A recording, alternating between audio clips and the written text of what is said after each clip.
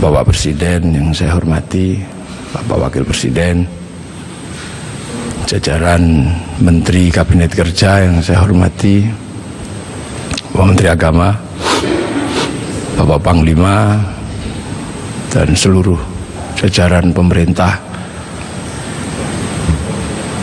Republik Indonesia, tamu undangan, para alim, para ulama yang berbahagia. Alhamdulillah, kita ini diberi kesempatan oleh Allah untuk bersama-sama berkumpul memperingati kelahiran Nabi kita, Nabi besar Muhammad Sallallahu Alaihi Wasallam, sebagai sebuah upaya untuk mengingat bahwa alhamdulillah kita ini menjadi manusia yang bisa menemukan seorang Nabi. Ada Nabi yang orang-orang tidak bisa menemukannya. Nah, kita ini di negeri yang sangat jauh masih menemukan seorang Nabi. Afrika tidak lebih jauh dari Arab, Eropa tidak lebih jauh dari Arab. Tapi kita sejauh ini alhamdulillah masih kebagian agama Allah Subhanahu wa ta'ala. Indonesia ini sudah tempat yang sangat jauh.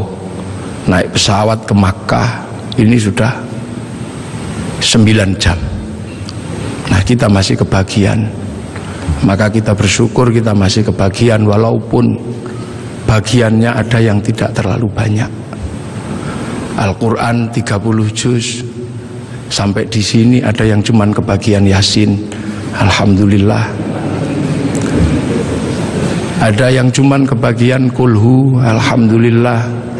Ada yang cuman kebagian Bismillahirrahmanirrahim, alhamdulillah. Kita syukuri. Sholat demikian banyak diajarkan Rasulullah, alhamdulillah kita masih kebagian. Walaupun ada yang cuman kebagian setahun sekali hari raya, walaupun ada yang cuman kebagian seminggu sekali Jumatan, bahkan ada yang senengnya baru maghrib tok, alhamdulillah. Hadis demikian banyak, alhamdulillah kita masih kebagian. Walaupun hanya ada yang kebagian satu, dan yang satu kebagian kullu bid'atin dholalah wa kullu dholalatin finnar. Yang satu kebagian innamal a'malu bin niat. Alhamdulillah. Doa yang sebegitu banyak, alhamdulillah kita masih kebagian. Walaupun hanya 2, ada yang kebagian doa makan sama doa ke kamar mandi. Ini alhamdulillah. Ini tidak lain dan tidak bukan karena Rasulullah oleh Allah ditakdirkan untuk menjadi nabi yang paling terakhir. Dan nabi yang paling terakhir ini adalah nabi yang punya jangkauan ketika manusia sudah tersebar di seluruh alam. Nabi Adam menjadi nabi mengurus satu keluarga, itu saja ribetnya sudah luar biasa antara Habil sama Qabil. Nabi Nuh menjadi nabi, jangkauannya satu kaum, itu aja ribetnya udah luar biasa. Nabi Ibrahim satu bangsa, itu aja ribetnya sudah luar biasa. Makanya dibekali oleh Allah mukjizat-mukjizat yang luar biasa. Nabi Musa, nabi yang ngurus satu negara Mesir, itu saja Allah membekali Nabi Musa dengan bekal-bekal yang luar biasa. Punya tangan masuk saku keluar jadi listrik, punya tongkat dilemparkan bisa jadi naga, punya tongkat dipukulkan ke laut menjadi jalan tol. Makanya kalau Pak Jokowi menemukan tongkat itu, kayaknya tidak terlalu sulit untuk membangun jalan tol di Indonesia.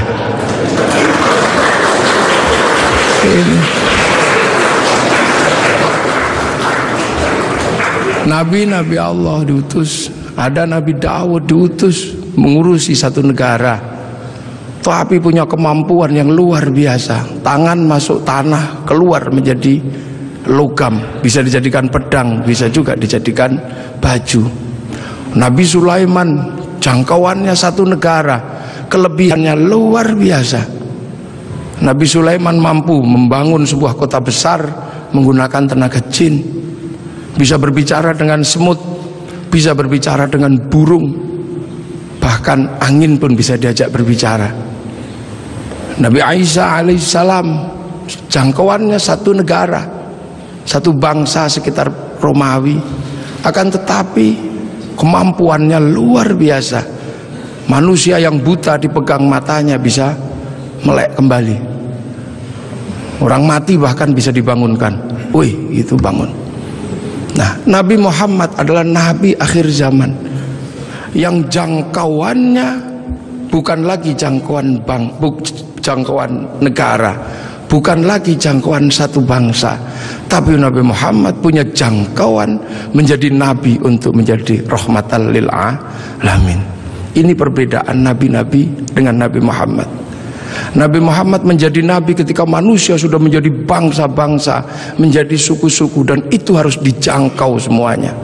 Makanya dari situlah Nabi Muhammad dilahirkan di kota Makkah. Kenapa tidak lahir di Bogor? Kenapa juga tidak lahir di Cina, tapi lahir di Makkah? Karena Makkah adalah guidance, Makkah adalah awal di mana manusia mengenal Allah Subhanahu wa ta'ala. Karena di Makkah ada monumen paling tua di muka bumi yang Allah sebut sebagai inna awwala baiti wudi'a lin-nasi lalladzi bi Bakkah mubarakah wa hudal lil alamin. Di situ dibangun bangunan tua, bangunan tertua, bahkan ada yang mengkaji itu sesungguhnya adalah petilasan pertama ketika Nabi Adam turun ke muka bumi, memberikan tanda di situ agar manusia punya guidance kalau harus kembali kepada Allah. Dan di Makkah pula terjadinya pertukaran antara laki-laki dan perempuan dalam wilayah yang paling tersembunyi antara Nabi Adam dan Siti Hawa. Pertemuan itu diabadikan oleh Allah dengan sebuah tugu yang sangat dikenal dengan nama Jabal Rahmah. Dan dari situ kemudian manusia menjadi beranak pinak, manusia menjadi bangsa, menjadi suku yang tetap di Arab. Kita bisa lihat dengan wajah yang tetap cantik dan tetap ganteng. Yang pindah ke Eropa berubah menjadi tinggi besar dengan rambut merah. Yang ke Cina berubah menjadi sipit dengan pipi yang agak tembem kayak bakpao. Kemudian yang pindah ke Afrika berubah menjadi hitam gosong yang bisa kita lihat hitam kulitnya. Nah, yang ke Indonesia berubah jadi seperti kita, kecil-kecil, pesek-pesek, seperti inilah ini. Nah, ini semua akan dijangkau dalam konsep rahmatan lil alamin.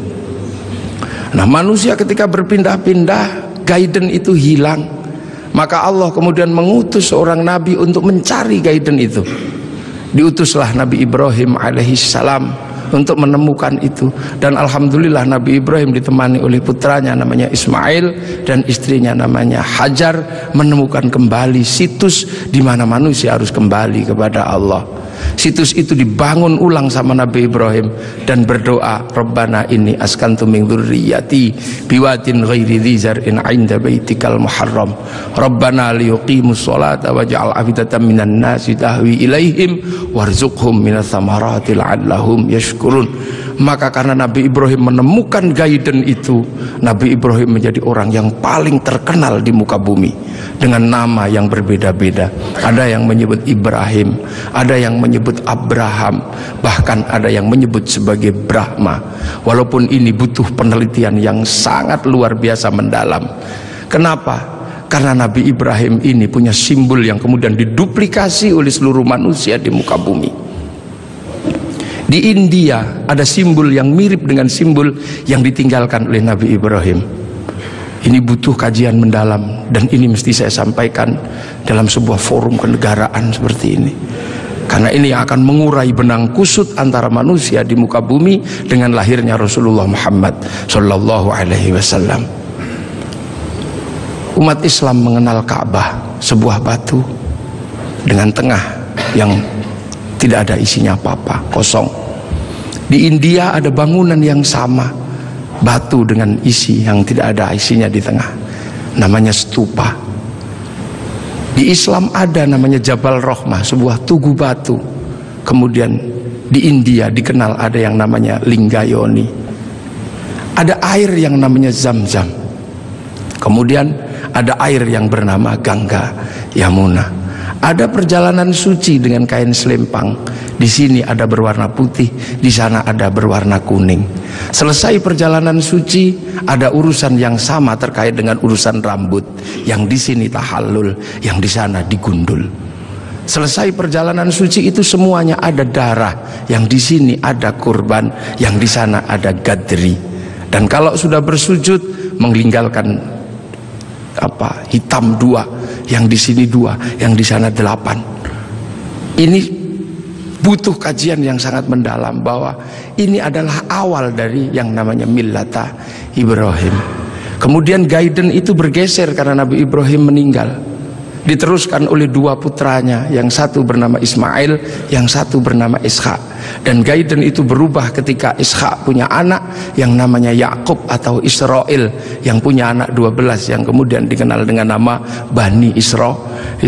Dan Bani Israel mampu membangun sebuah guidance baru karena dikasih kitab Injil dan dikasih kitab Taurat. Yang dikasih kitab Taurat bahkan sampai hari ini masih menjadi bagian besar dari umat manusia di dunia dengan agama besarnya yang namanya Yahudi. Yang dikasih kitab Injil masih menjadi bagian besar dari agama di dunia ini yang dikenal dengan nama Nasrani. Punya pusat kota besar namanya Vatikan, dan di sini punya pengikut yang sering dikenal dengan nama Paus Romo. Guidance ini bergeser. Akan tetapi kemudian Allah menunjukkan kembali, ini harus dikembalikan kepada guidance awal, kepada jalur awal. Maka kemudian dilahirkanlah Rasulullah di kota Makkah. Makkah adalah kunci di mana harus dikembalikan kembali manusia kepada Allah. Itulah kenapa kemudian Rasulullah lahir di kota Makkah. Untuk apa? Mengembalikan simbol kenabian dari awal sampai akhir sebagai wujud Khatamul Anbiya wal Mursalin.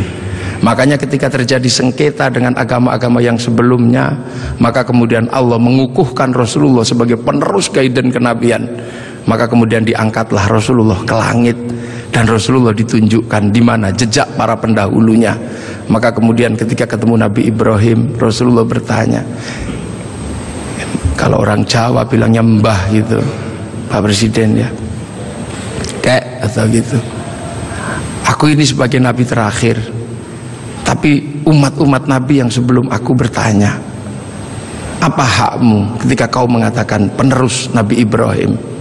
Kamu tahu di mana peletakan Nabi Ibrahim waktu membangun kembali Ka'bah? Ya udah, kamu jawab di situ. Kamu tandai nanti kalau kamu turun, kamu tandai itulah tempatku, namanya Jabal Rahmah. Nah, kalau pertanyaannya tentang Mbah Mail, kakek Ismail di sebelah mana? Kakekmu Ismail di sebelah situ, kamu kasih tanda. Itulah yang disebut Khijir Ismail. Lah kalau nenekku Hajar di sebelah mana? Nenekmu Hajar cari airnya di sebelah situ. Itu yang satu namanya Sofa, yang satu Marwah. Lah penjenengan melempari setan itu di sebelah mana? Sebelah situ. Nanti kamu kalau turun kamu kasih tanda biar tidak dilupakan manusia. Itu Jamarat Ula, yang itu Wusta, dan yang itu Aqobah. Nah sekarang kalau gitu yang dulu punya Ka'bah ini siapa? Itu kakekmu Adam. Mumpung orangnya masih di situ, kamu tanyalah, Mbah, apa itu apa? Ka'bah itu dulu aku khawatir, aku turun ke sini takut kehilangan jejakku. Ku kasih tanda dan disebut inna awwala baiti wudi'a lin-nasi lalladzi bi Bakkah mubarakah. Nah kalau Jabal Rahmah itu apa? Kayak kalau bahasa kita, waduh kalau itu saya tunggu I love you ku sama nenekmu Hawa. I love you ku di situ kita tanda. Pokoknya kalau kamu nanti turun jangan kamu lupakan, kembalikan seluruh jejak kenabian. Maka semenjak itu kemudian umat Islam bersama Rasulullah diperintahkan untuk beribadah haji. Nah inilah makanya kalau ada pertanyaan besar, kenapa Rasul tidak lahir di Jakarta? Kenapa Rasul tidak lahir di mana? Karena Rasul adalah Khatamul Anbiya wal Mursalin, dan jejak kenabian yang mengarahkan kepada Allah ada di Makkah, dengan situs tertuanya adalah Ka'bah. Pemahaman tentang Rasulullah lahir di Mekah ini juga akhirnya menjadi kunci. Kunci apa? Kunci bagi kita semua bahwa kita bukan orang Makkah, kita orang Indonesia. Rasul di Makkah, Rasul ini lahir di Arab, maka kemudian pelajaran Islam pertama didedikasikan untuk mengajari orang Arab agar kembali kepada Allah. Dan Rasul tidak pernah kemana-mana.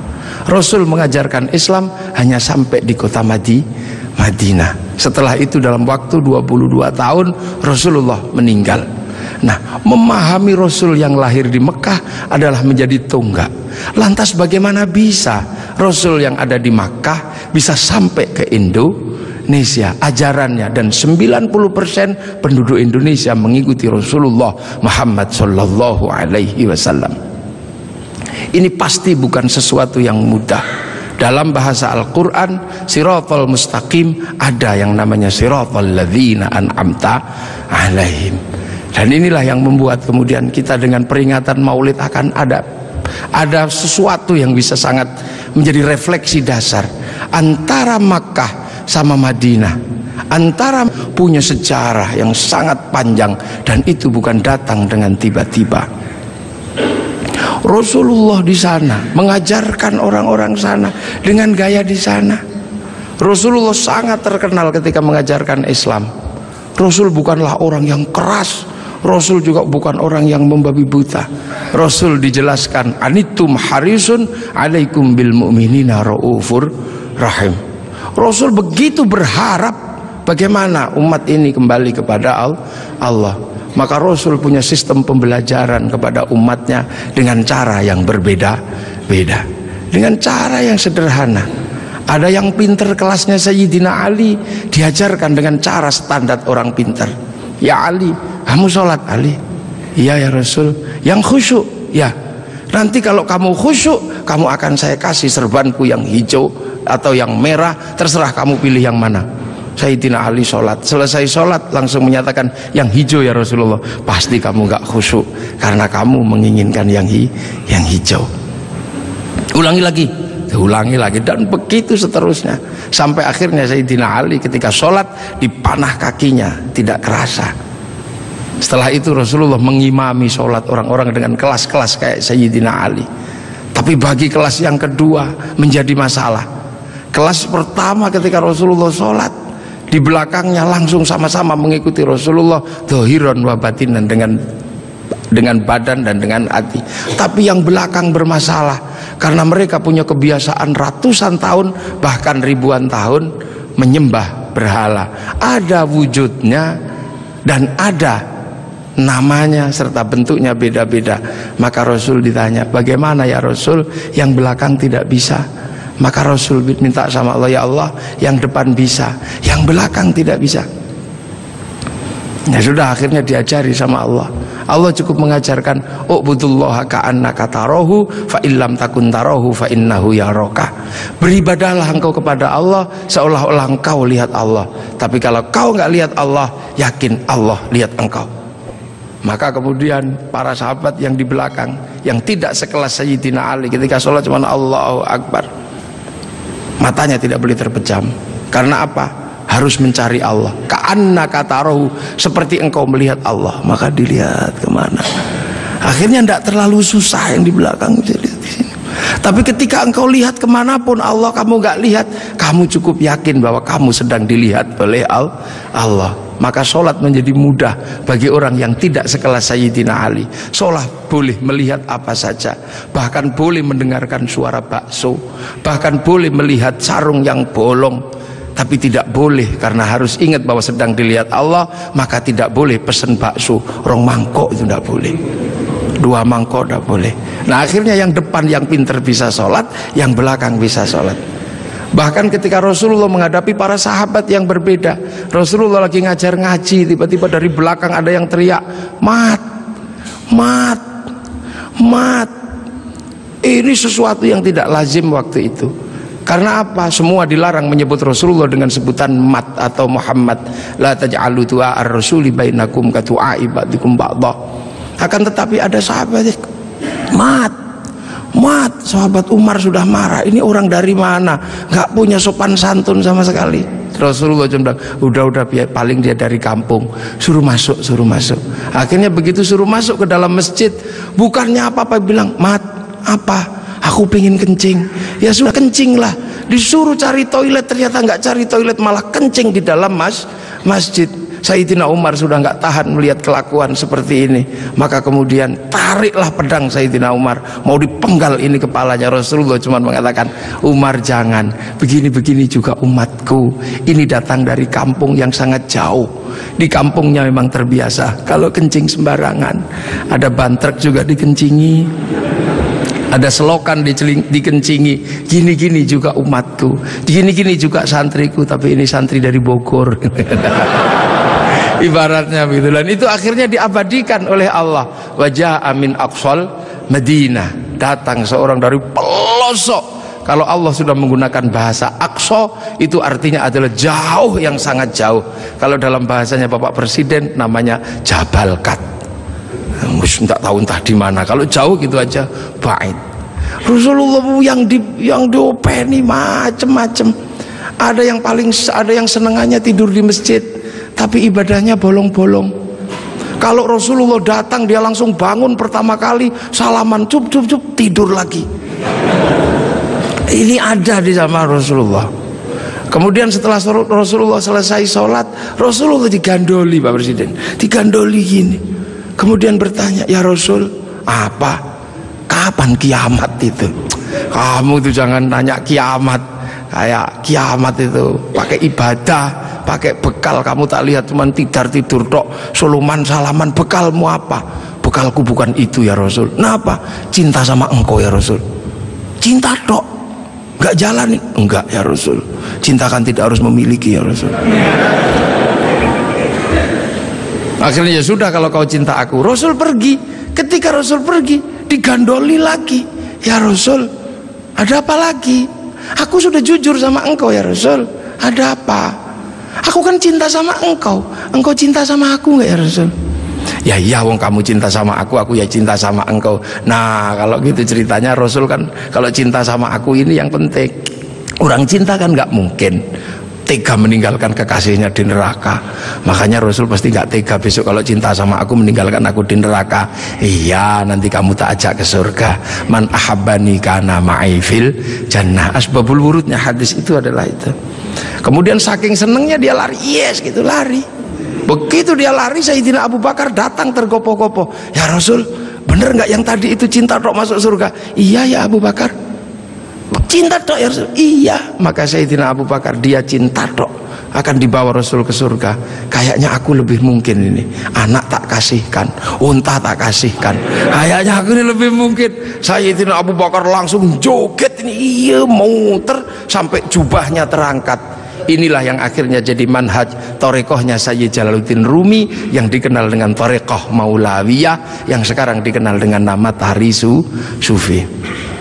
Bahkan Rasulullah pernah satu ketika Makkah geger gara-gara ada apa?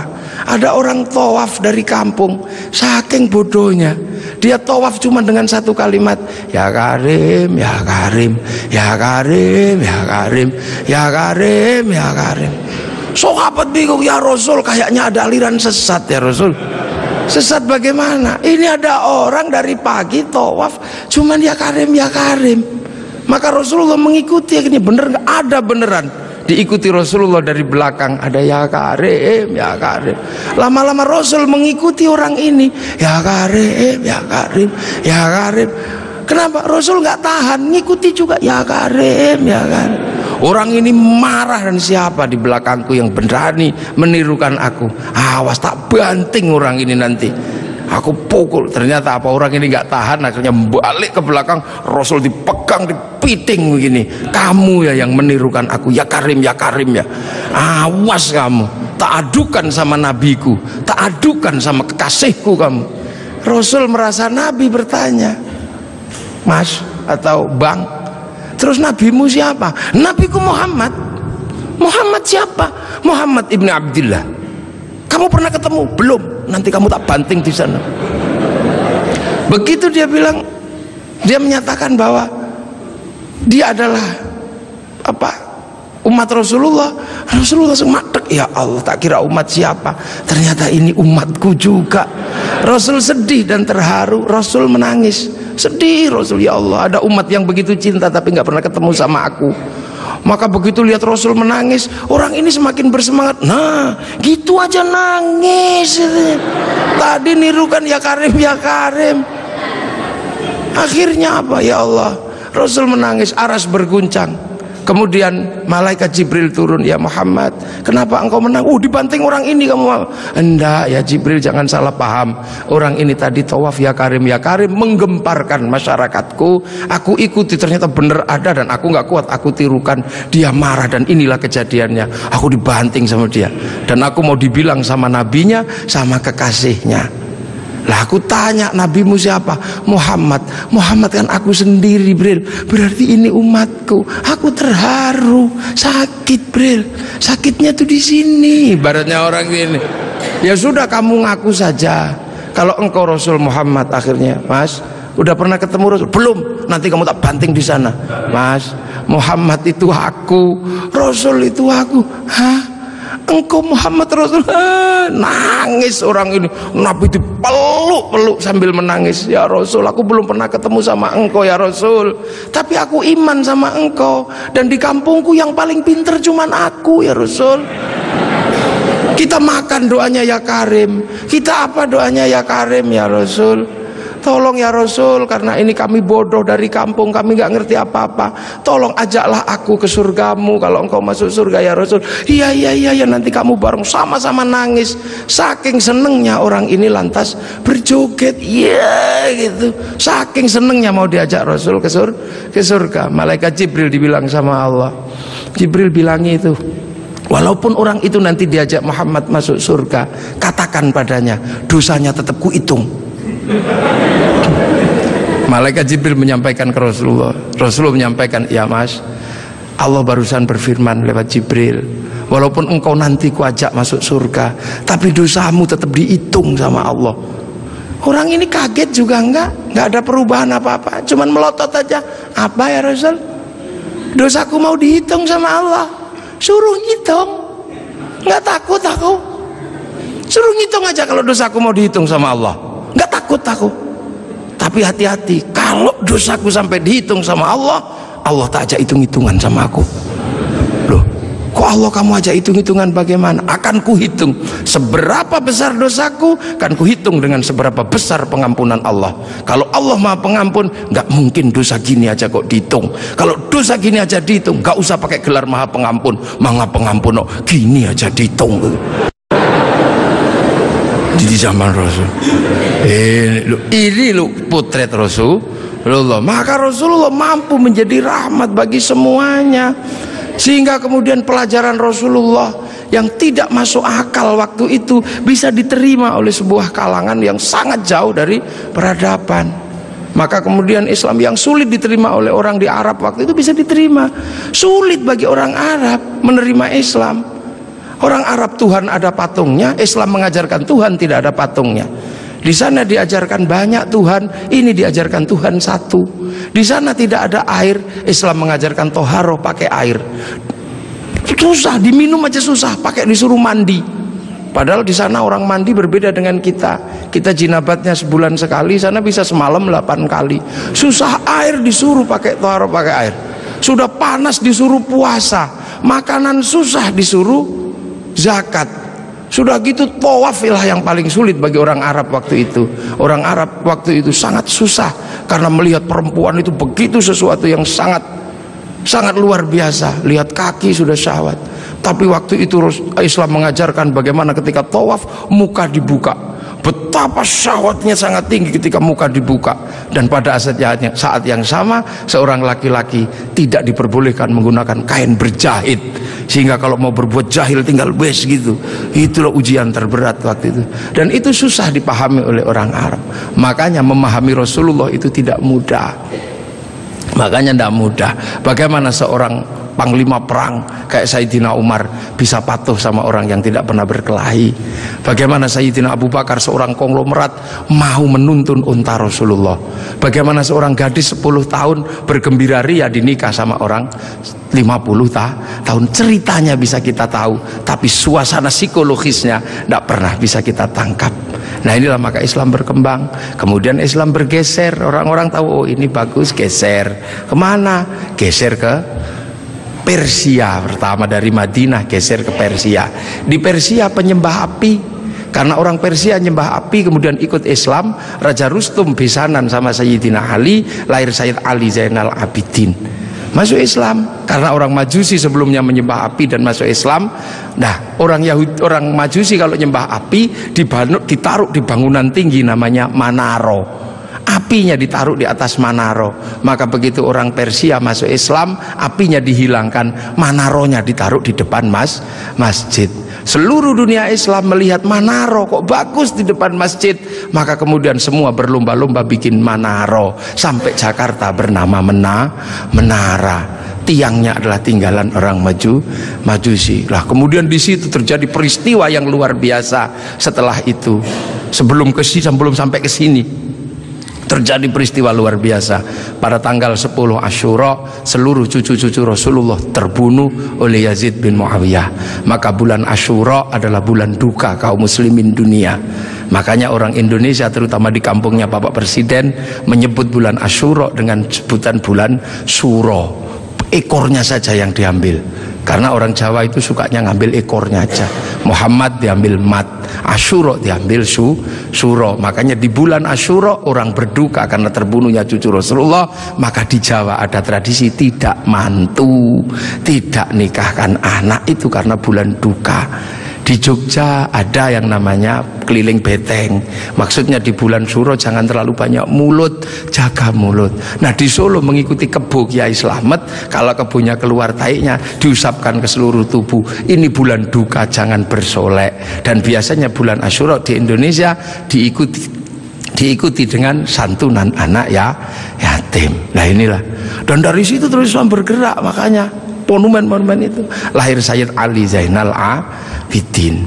Lah Sayyid Ali Zainal Abidin kemudian bergeser, punya anak Sayyid Muhammad Baqir, menjauh punya anak Sayyid Ja'far Shadiq, menjauh diteruskan sama Sayyid Ali Uraidi, menjauh diteruskan sama namanya Sayyid Muhammad, diteruskan Sayyid Ubaidillah, teruskan Sayyid Isa Naqib, diteruskan sama Sayyid Ahmad Al-Muhajir, teruskan Sayyid Alwi, teruskan Sayyid Muhammad, teruskan Sayyid Alwi, diteruskan namanya Sayyid Ali Khalid Qasam, teruskan putranya namanya Sayyid Ahmad Sohib Mirbat, teruskan namanya Sayyid Alawi Amil Faqih, punya anak Sayyid Abdul Malik sampai Mongolia, punya anak Sayyid Ahmad Jalaluddin sampai Campa, punya anak Sayyid Muhammad sampai Pase, dan punya anak Sayyid Jamaluddin Al-Husaini Al-Kabir sampai tanah Nusantara di pedalaman, yang kemudian karena turunnya di Jawa, Sayyid Jamaluddin Al-Husaini Al-Kabir, orang Jawa punya Hono Coroko, maka kemudian di Jawa dikenal dengan nama Syekh Jumadil Kubro. Dan disitulah kemudian Islam ketemu dengan kebudayaan peradaban Nusantara. Nah inilah tonggak Makkah ini yang akhirnya menjadi penjelasan, oh ternyata Makkah sini geser di sini. Dan kemudian kita diingatkan bahwa Syekh Jumadil Kubro punya anak namanya Said Ibrahim, pindah Palang Tuban sana, punya anak namanya Raden Rohmat Sunan Ampel. Nah ini yang kemudian bangun peradaban baru di Nusantara. Syekh Jumadil Kubro punya murid namanya Samsuddin, pindah Jawa Barat, dikenal dengan nama Syekh Kuro, punya murid namanya Datuk Kahfi, pindah Cirebon, punya murid namanya Syarif Hidayatullah Sunan Gunung Jati. Nah inilah baru kita kemudian menemukan titik sini. Nah pertanyaan-pertanyaan besarnya inilah yang akhirnya kemudian menjadi penjelasan. Lantas bagaimana kita mengikuti Rasulullah di tempat yang jauh ini? Rasulullah memberikan garis namanya ahli sunnah wal jamaah, bahwa Rasulullah yang diajar pertama wal jamaahnya bernama sahabat, wal jamaahnya sahabat generasi kedua namanya tabi'in, tabi'in punya generasi berikutnya namanya tabi'ut tabi'in, dan kita ini adalah generasinya para ulama yang cara pembelajarannya sangat berbeda. Di Arab sana Rasulullah mengajarkan bagaimana makan dengan 3 jari, masih bisa dijalankan sampai hari ini karena di sana masih kurma sama roti. Begitu sampai di Nusantara sudah tidak kurma dan tidak roti, tapi sudah soto, maka makan dengan 3 jari sudah bukan sesuatu yang mudah. Di sana kurban pakai unta, di sini tidak lahir unta tapi lahir kerbau sama sapi.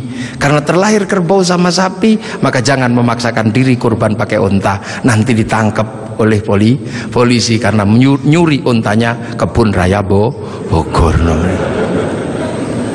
Ini di sana masih bisa pakai jenggot dengan utuh, tapi di sini rasnya adalah ras Mongoloid, sudah tidak punya jenggot. Inilah maka ulama-ulama awal yang datang ke sini tidak pernah ribut masalah simbol-simbol yang tidak bisa dilakukan oleh orang Indonesia. Nah, sekarang ini tugas pemerintah karena banyak orang yang kemudian lupa kedudukan itu, kemudian memaksakan menjadi orang dipaksa langsung ikut seperti Rasulullah. Nah, ini yang harus kita pahami, bahwa kita ini berkedudukan sangat jauh. Quran saja berbeda-beda ketika mengajarkan. Di awal Rasulullah Quran tidak ditulis. Kenapa? Karena sahabat apal Quran. Orang apal tidak perlu menulis. Saya apal wajah istri saya, nggak pernah bawa fotonya kemana-mana, karena saya apal. Makanya ibu-ibu yang fotonya dibawa kemana-mana jangan seneng dulu. Jangan-jangan karena belum apal. Lalu kemudian setelah Rasulullah meninggal, sahabat nulis Quran. Nulis Quran sahabat. Untuk apa? Untuk tabiin yang tidak ketemu Rasulullah. Tiba-tiba generasi sahabat meninggal, tabiin mengajar bawahnya. Qurannya sahabat terlalu pinter, cuman lungkik-lungkik kayak cacing gitu aja. Maka kemudian dikasih titik oleh Abul Aswad Ad-Du'ali. Disebar lagi, generasi pertamanya hilang, titik-titik nggak cukup, maka dikasih fathah, kasroh, dhamma atau syakal. Yang ngasih syakal Syekh Khalil bin Ahmad Al-Farahidi. Disebar lagi, yang baca Quran karena Islam rahmatan lil alamin bukan lagi orang Arab semata. Orang Andalusia baca Quran wadduha, keliru menjadi wadduhe. Ini. Nah, orang Turki mustaqim, mustaqin. Masuk ke Indonesia dibaca oleh orang Padang lakanud, keluarnya lakanui. Karena orang Padang kalau bilang Muhammad Mahamme. Orang Sunda ketika baca alladzina sebagian besar keluarnya alladzina.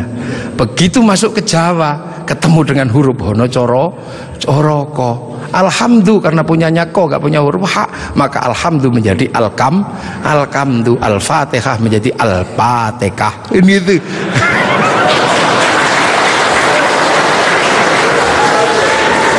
Nah, ini orang kalau ngerti proses kodifikasi Quran pasti tahu. Ketika masuk ke semua negara pasti berbeda. Al-fatihah menjadi al-fatihah. Dan ini yang dialami oleh Bapak Presiden Republik Indonesia. Iya, makanya Al-Fatihah itu ya hayyu ya qayyum menjadi ya kayuku ya kayumu. Rabbil alamin kayaknya punya huruf ain, nggak punyanya ngo, keluarnya Rabbil ngalamin. Nggak punya dot, punyanya lo, maka Ramadan keluarnya Romlan. Begitu dibaca orang Bali sangat susah karena orang Bali nggak bisa bilang tok, bilangnya tok. Maka sirotol menjadi sirotol ladzina an'amta alaihim. Islam berkembang ke semua negara dan berbeda. Ketika dibaca oleh orang Bugis alaihim, keluarnya alaihing. Karena orang Bugis kalau bilang n jadi eng, kalau bilang eng jadi n. Makanya ada dulu mantan Kabulok bernama Beduamang, itu berasal dari Abdurrahman. Nah, itulah makanya kemudian Islam bergerak. Nah, lantas apa? Lantas terciptalah sebuah ilmu untuk bagaimana orang di seluruh dunia Islam mampu membaca Al-Quran. Dibikinkanlah sebuah ilmu yang dikasih judul At-Tajwid fi Qiraatil Quran, yang nulis Abu Ubay Qasim bin Salam. Orang akan tahu. Nah, ini generasinya para ulama. Dan yang paling besar, yang mungkin Bapak Presiden sudah pernah saya sampaikan, tapi ingin saya sampaikan lagi biar kita tidak lupa. Ada perubahan besar ketika masuk ke tanah Nusantara, di mana waktu itu tanah Nusantara sangat susah dimasuki Islam. Kenapa? Ini bangsa sudah sangat beradab. Bangsa ini bukan bangsa kecil. Tahun 1222 ke atas sebelum tahun 1300 sudah mampu menaklukkan Mongol yang menaklukkan Eropa, menaklukkan Arab, mampu ditaklukkan oleh kekuatan Nusantara yang namanya Singasari. Makanya hal itu bisa kita lihat betapa kita bangsa punya tinggalan-tinggalan yang luar biasa. Orang Arab punya alat musik yang namanya terbang, terbuat dari kayu dan kulit. Orang Eropa punya alat musik yang namanya gitar, terbuat dari kayu dan tali. Tapi orang Nusantara salah satu alat musiknya adalah gamelan, terbuat dari logam. Hanya bangsa yang menguasai ilmu pertambangan yang maju dan penguasaan metalurgi yang mapan mampu membuat alat musik dari logam. Dalam cerita-cerita besar, kita juga punya cerita besar yang sama. Orang Eropa punya cerita tentang Cinderella, kita punya cerita bawang putih, bawang merah. Orang Eropa punya Samson, orang Arab punya Sam'on, kita punya Bandung Bondowoso, kita punya Sangkuriang, kita punya si pahit lidah. Orang Sanya punya cerita Romeo Juliet, orang Arab punya cerita yang namanya Laila Majnun, kita punya cerita Andi-Andi Lumut, kita punya cerita, banyak sekali cerita cinta di Indonesia. Sana punya cerita namanya Kura-Kura Ninja, kita punya cerita Kancil Nyuriti. Sama saja, apa bedanya? Bahasa-bahasa kita juga bahasa-bahasa yang tidak bisa direndahkan. Orang Inggris bilang rice, orang Arab bilang rus, orang kita bilangnya macam-macam. Kalau masih di sawah namanya padi, kalau sudah dipanen namanya gabah, kalau sudah digiling namanya beras, kalau patah-patah namanya menir, kalau dibungkus namanya lontong pakai daun, kalau dibungkus pakai namanya ketupat pakai janur, kalau tidak dibungkus namanya nasi, dicuri satu namanya sebutir nasi, kalau diublek-ublek namanya bubur, pantatnya gosong namanya kerak atau intip. Sana cuma rice sama rus. Ini yang kita tidak boleh malu menjadi bangsa Indonesia. Semua yang kita miliki sama. Ini menandakan bahwa kita pernah menjadi sebuah bangsa yang besar, berkasta-kasta, berbeda-beda. Maka kemudian Islam mulai memperkenalkan konsep besar sehingga kita punya bangsa dan negara. Konsep besar apa? Diperkenalkanlah bagaimana hidup bersama, saling menjaga. Diperkenalkan konsep besar namanya musyarakah, yang akhirnya dikenal dengan bahasa masyarakat. Kalau sudah jadi musyarakah, semua harus saling mengerti dan saling bertanggung jawab. Maka diajarkanlah menggunakan kalimat Rasulullah, kullukum ra'in wa kullukum mas'ulun an ra'iyati. Raja dan hamba dihilangkan, diganti dengan ra'iyah yang diserap ke bahasa Indonesia menjadi rakyat. Dan satu-satunya bangsa Islam di dunia yang mampu mengadaptasi kalimat ra'iyah menjadi rakyat hanya ulama-ulama Indonesia. Hanya ulama Indonesia. Nah, kenapa? Karena kita ini pilihannya berbeda. Pilihan bangsa yang disebut waja'alnakum syu'uban wa qabaila, disinilah tempatnya. Arab tidak ditemukan bangsa yang berbeda, mereka satu bangsa. Eropa satu bangsa, Arab satu bangsa dipikul puluhan negara, Eropa satu bangsa dipikul puluhan negara. Tapi disinilah ada satu-satunya tempat puluhan bangsa bisa dipikul oleh satu negara, Kesatuan Republik Indonesia. Makanya harus disatukan. Tidak ada lagi raja hamba, yang adalah ra'iyah. Kalau sudah ra'iyah, tidak boleh lagi menyebut kafir. Kenapa? Karena kafir adalah orang yang menentang Allah dan memusuhi kaum muslimin. Kalau sudah hidup bersama namanya dhimmi. Kalau sudah saling bertanggung jawab namanya ra'iyah. Maka ketika para ulama sudah menyebut kita dengan sebutan rakyat, jangan lagi kau turunkan derajat ra'iyah menjadi derajat kafir. Maka tidak ada lagi kata kafir di Indonesia, karena sudah ra'iyah atau rakyat. Ini kenapa para ulama sepuh tidak ada yang menyebut kafir. Kemudian ra'iyah kalau berkumpul diajarkan bagaimana hidup bersama, berbahagialah, berbicaralah dengan baik-baik. Maka konsep yang ditawarkan adalah wasyawirhum fil amri. Maka kemudian ra'iyah yang hidup bersama dan berbicara secara bersama disebut musyawarah. Kalimat wasyawirhum fil amri. Kemudian kalau bermusyawarah jangan menang-menangan sendiri, berbagilah, saling bertoleransi. Maka kemudian lahirlah konsep besar, konsepnya disebut tafassahu fil majalis. Maka kemudian muncullah istilah majelis. Dan ketika para ra'iyah mengangkat pemimpin, harus seluas cakrawala yang pernah diajarkan Allah, wasi'a kursiyus samawat, maka kedudukannya adalah bernama kursi. Ada kursi presiden, ada kursi DPR, ada kursi menteri. Karena daerah ini yang membangun adalah para wali, maka kawasan ini disebut wilayah. Kalau saya mau tanya, di mana negara dengan konsep dasar keagamaan Islam yang mampu membangun sebuah struktur negara hari ini? Itu ada di Indonesia. Maka jangan kau sebut negeri ini negeri tauhid, karena ra'iyah, musyawarah, termasuk kursiyun, termasuk majelis, termasuk wilayah, bukan menjadi bahasa orang nongkrong, tapi ini adalah bahasa resmi negara yang tertuang dalam Undang-Undang Dasar Negara Republik Indonesia tahun 1945. Dan inilah yang membuat kita, makanya insya Allah kita ini akhirnya alhamdulillah kita akhirnya tahu, oh ternyata kita ini pengikut Rasulullah, tapi bukan pada pangkat sahabat, bukan pun pada pangkat tabiin, tapi kita pengikut Rasulullah pada pangkat muridnya para ulama. Makanya biasa saja kadang di sini kayak gini kita diajarkan bagaimana hidup bersama, karena kita wal jamaah Indonesia. Makanya Bapak Presiden waktu kecil pasti dengar orang di Jawa sana kalau sholat zuhur mestinya 11:30 Pak Pratik ya, itu bisa mundur sampai 1:30. Kenapa? Karena jamaahnya masih ada di sawah. Terus Allah Akbar sambil nunggu. Lantas pujian Robana datang, ada tombowati karena capek nunggu ya pegel, sampai ada diuruki anjang. Loh, itu cara di sini. Terus sholat. Nah sholat di sini Allahu Akbar, karena sinyalnya jauh, kita ini pemancar lokal. Biasa sinyalnya suka hilang kan. Allah, ada bakso gitu ding ding sinyalnya hilang, bakso gitu. Nah inilah Indonesia. Makanya karena sinyal yang hilang, habis itu para ulama mengajarkan kalau kepalamu bocor seperti itu, nggak inget Allah, inget apa, udahlah kalau habis sholat ditambal, maka habis sholat ada zikir la ilaha illallah, la ilaha illallah. Nah sekarang ada yang protes, kenapa berzikir pakai gini-gini? Bukankah sahabat kalau zikir terdiam? Sahabat murid Rasulullah terlalu dekat dengan Rasulullah, batinnya wusul kepada Allah sampai ke sana. Kalau wal jamaahnya ulama disuruh diam begini, tidur. Nah puasa juga sama. Orang Indonesia kalau puasa nggak terlalu khusyuk karena keluar rumah ada belimbing, ada jambu. Kalau di Arab keluar rumah ketemunya padang pasir lebih khusyuk. Maka di sini lebih sering disuruh tidur gitu. Dalilnya apa? Naumuso imin ibadah. Nah kalau malam pakai doktek. Setelah itu halal.